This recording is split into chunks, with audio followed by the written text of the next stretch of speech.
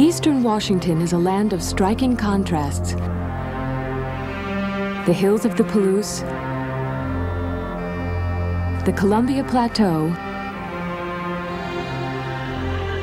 the orchards and farms, all comprise the varied landscape.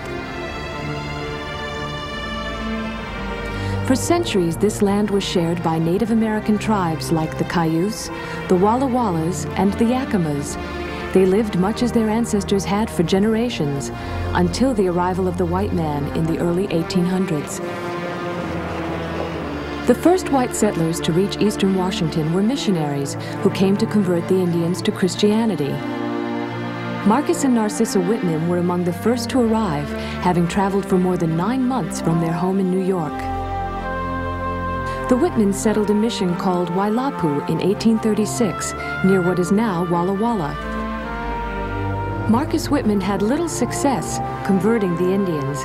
He disapproved of their religion and demanded that they give it up.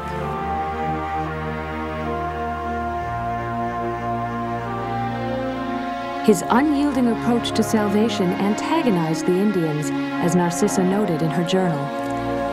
They feel so bad, disappointed, and some of them are angry because husband tells them that none of them are Christians, that they are all of them in the broad road to destruction.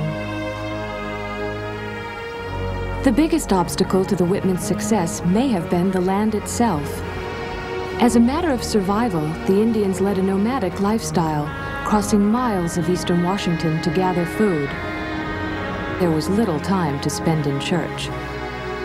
As a result, the Whitmans won few converts. But if their failure was rooted in the land, so was a surprising, though dubious, success. The Whitmans had discovered fertile soil and became prosperous farmers. Word spread and settlers moved west by the thousands.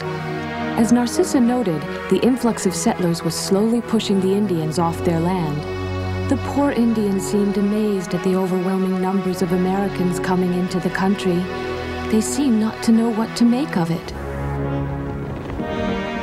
The Indians' amazement turned to anger, and on November 29, 1847, culminated in a massacre at the Wailapu Mission. Marcus and Narcissa Whitman, along with 12 others, were killed. Stories of the slayings panicked missionaries who had followed the Whitmans, and settlements across the state were abandoned.